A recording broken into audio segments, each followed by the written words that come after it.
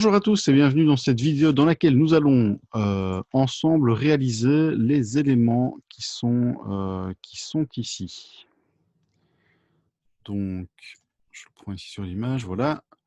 Donc, toutes les petites lamelles qui viennent sous les écouteurs. Donc, pour ça, petite chose que je n'avais pas expliqué avant de commencer dans la vidéo précédente, c'est qu'il faut sauvegarder régulièrement ces fichiers. Et oui, c'est assez évident. Et en plus de ça, donc je vais vous demander de respecter une nomenclature qui est nom, prénom, classe 01, puis 02, puis 03, c'est-à-dire qu'on va pouvoir incrémenter ici à chaque fois sa sauvegarde, ce qui va permettre de récupérer le fichier en cas de corruption de fichier. Donc c'est vraiment important à faire. Pensez également à bien backuper vos fichiers sur clé USB, sur cloud et autres. Donc ici, je vais avoir besoin d'un cube qui est là. Voilà, je vais le déplacer déjà ici sur le côté, et d'un axe invisible sur base duquel je vais me baser pour dupliquer mon cube le long de l'axe en question. Donc je vais venir dans Add, Empty, Plane Axes, ici. OK. Donc sur le cube, j'ajoute comme modifieur un array, c'est l'outil de distribution de base de Blender. Alors avec cet array, par défaut, donc on a ici la quantité de fois qu'on duplique le cube. On a également un relative offset. Alors le relative offset, je vais le décocher et je vais venir cocher constant offset. Ça va me permettre de garder des cubes qui auront la même taille, simplement par la suite. Et ensuite, dans Object Offset, je vais choisir le empty qui est ici, pour qu'il se base sur ce dernier pour dupliquer l'objet.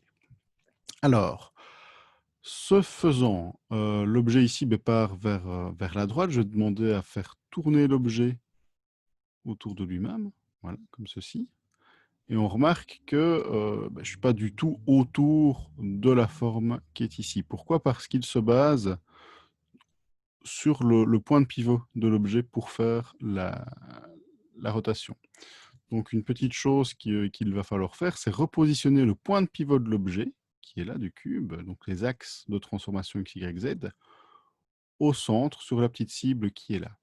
Donc quand votre cube est sélectionné, que vous êtes en Object Mode, dans Object, vous allez pouvoir dire, je mets l'origine au niveau du 3D cursor ici. Donc il va le positionner ici. À partir de cet instant-là, quand vous allez faire la rotation, vous voyez, ça va bien venir se mettre autour de votre objet.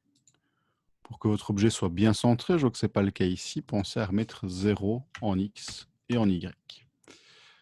Je repasse maintenant sur mon cube, qui est ici et qui est trop gros. C'est-à-dire que dans l'image de référence que nous avons, les éléments ici sont assez fins, assez petits. Donc, pour ce faire, je vais mettre à l'échelle mon objet. Alors, si vous le faites en mode cube, il est là, voilà. En object mode, je n'arrive pas à l'attraper, décidément. Vous allez voir que, par défaut, il doit avoir tendance à agrandir progressivement chaque cube. Donc, ce qu'il faudra bien veiller à faire, c'est repasser en Edit Mode. Et en fait, on va mettre à l'échelle tous les points de l'objet. Et ici, vous comprendrez pourquoi j'ai activé la petite fenêtre en haut à gauche. Je n'ai que 7 points sélectionnés sur les 8. Donc, Shift, clic. Là, j'attrape le 8e point, ou bien Shift Z, vous faites un grand cadre de sélection. Et vous attrapez le tout. Alors, ce cube, je vais réduire un peu sa taille. Donc, pour ça, je vais faire un scale dessus. Je suis ici en mode local. Ça me permet d'aligner les faces, d'aligner l'outil par rapport aux axes, les axes par rapport à l'objet. Je vais y arriver. Et je vais pouvoir comme ça réduire la taille de mon cube. Je regarde ce que j'ai ici. On se rapproche de quelque chose d'intéressant, je trouve. Voilà pour ce point-là. Ensuite, je vais le rapprocher du centre. Donc, je vais prendre l'outil déplacement. en mode local toujours. Et je vais rapprocher mes éléments comme ceci. Voilà. Alors, pour la quantité, on pourrait en mettre un petit peu plus. Alors, si ça s'espace un petit peu trop ici au moment de la copie, j'aimerais que ce soit plus serré. Pour ça, je vais repasser en Object Mode et ici, je vais jouer sur le Z. Vous voyez, plus vous réduisez la valeur, plus après, ben, vous pouvez augmenter la quantité. Donc, à nous de voir un peu. Ouais, l'espace est assez fin, donc je vais le réduire pardon, le Z encore un petit peu plus. Tic, tic, tic. Et voilà, 124, 2.9. Dans mon cas, ça fonctionne très bien. Ce sera peut-être pas tout à fait les mêmes valeurs hein, chez vous. Donc voilà, sachez-le. Alors, ces éléments-là descendent légèrement. Donc pour le moment, tout est bien, toujours bien aligné par rapport à la grille. Je vais revenir sur mon cube ici. Je vais en faire une rotation toujours en local. Surtout que moi, l'objet est un peu décalé par rapport aux axes. C'est-à-dire que si je reste en global, oui, j'ai mes axes qui arrivent. Je vais avoir un petit décalage dans la rotation, donc je reste bien en local. Et hop, je vais venir faire tourner légèrement ceci un petit peu plus vers le bas. On pourrait s'amuser à mesurer les degrés et autres, mais je le fais. Faites-le à l'œil. On ne vise pas l'hyper-perfection non plus par rapport à ceci. Et alors, par contre, je vais venir tout planquer légèrement en dessous de la structure qui est là. Et puis, je vais venir peut-être retravailler l'élément qui vient ici au-dessus. Donc voilà, pour cette première base, pour la découverte de l'outil Array, la sauvegarde, c'est déjà pas mal. On viendra mettre un cache ici derrière pour avoir une zone noire, pour ne pas voir le vide qui vient ici.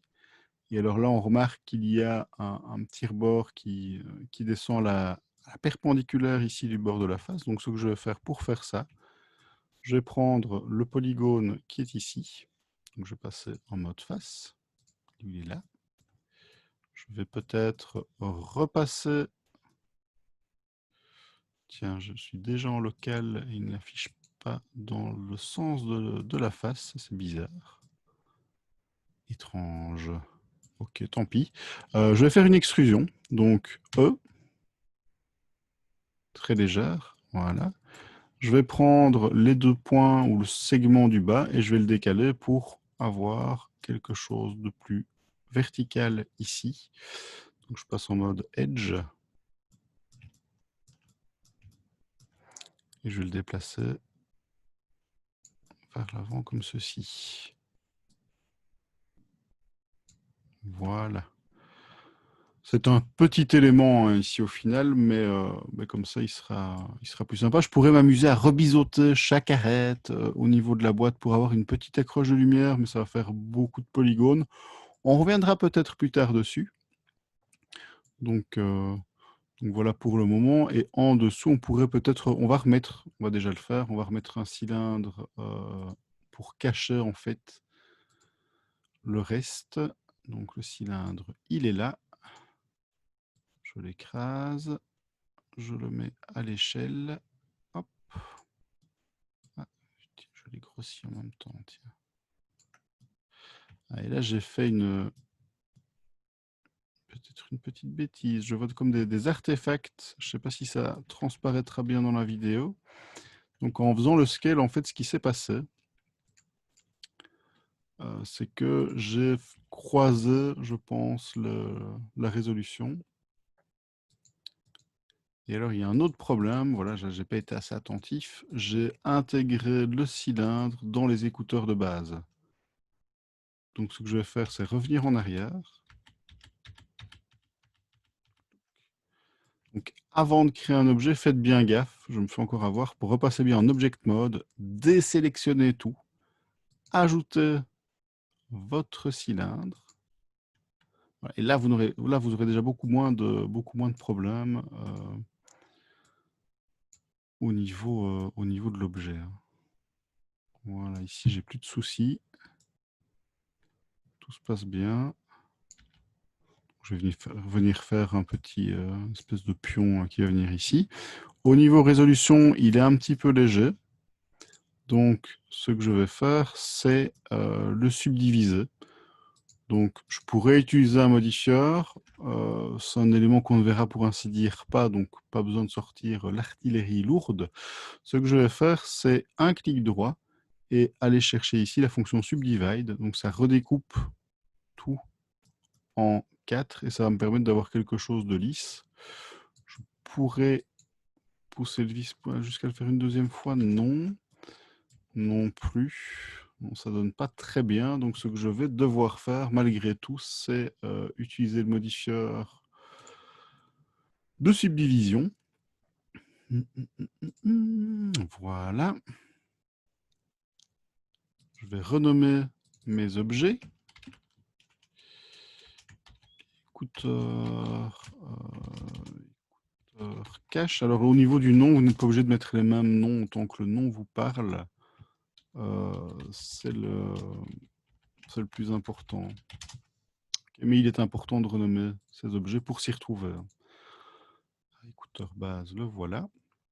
Et donc sur l'écouteur, sur la base de l'écouteur, ce que je vais faire, sur le cache de l'écouteur, décidément, là, je vais venir biseauter les arêtes avec, en mode face, le polygone du haut, le polygone du bas.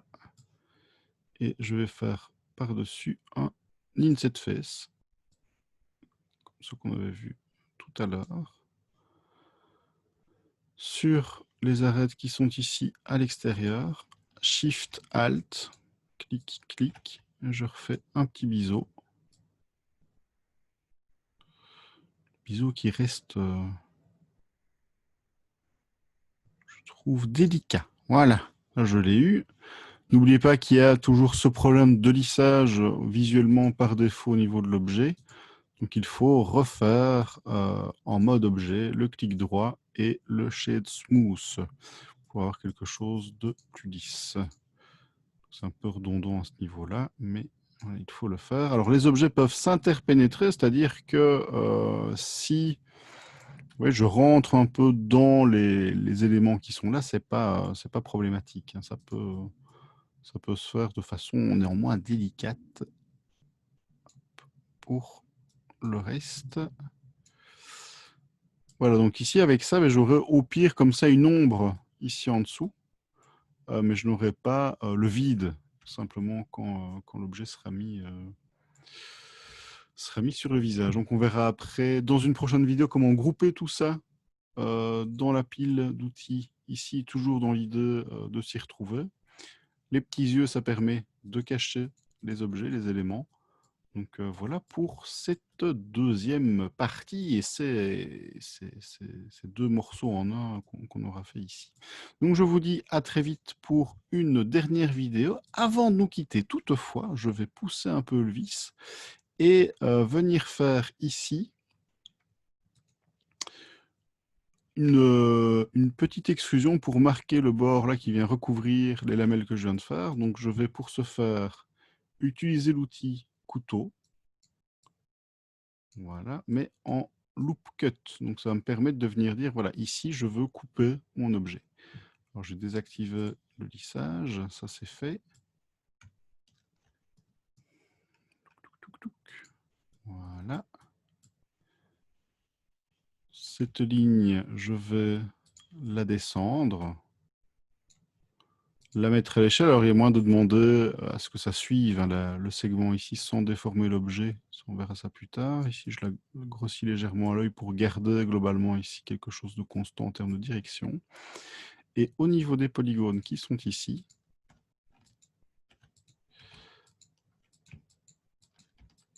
il ne veut pas me les sélectionner dans le sens qui m'intéresse. Je vais faire autrement pour la sélection. Je vais me mettre dans une vue de profil. Et ici, je vais sélectionner directement le tout. Shift Z pour prendre en même temps les faces qui sont derrière. Voilà, et ceci, je vais l'extruder. Donc, j'appuie sur Extrude. Là, mon extrusion part vers le haut. Je pourrais la continuer comme ça. J'ai vu qu'il y avait d'autres outils d'extrusion individuels tout cursor. Le long de la normale. Donc là, ça devrait me permettre de partir directement vers l'extérieur. Donc la normale, c'est un vecteur perpendiculaire à un polygone qui définit son sens d'affichage. Ça, c'est la définition de la normale. Et je ne sais pas si je vais pouvoir faire une rotation en fonction de chaque face. À mon avis, ça n'ira pas. Cela dit, ça devrait faire l'affaire, peut-être redescendre un peu le tout. Voilà, et on peut toujours repasser sur les segments si on souhaite. Ici, par exemple, modifier l'arrondi qui vient là. Je pourrais mettre à l'échelle ceci un petit peu, si je le souhaitais. Voilà, vous avez également ici un mode X-ray, rayon X, qui vous permettra de visualiser le reste de la structure. Si vous n'y voyez pas clair, n'hésitez pas à cacher les éléments qui ne vous intéressent pas ou sur lesquels vous ne travaillez pas pendant que vous faites ce genre de modification. Donc voilà pour cette deuxième vidéo. Donc je vous dis à très bientôt pour la suite.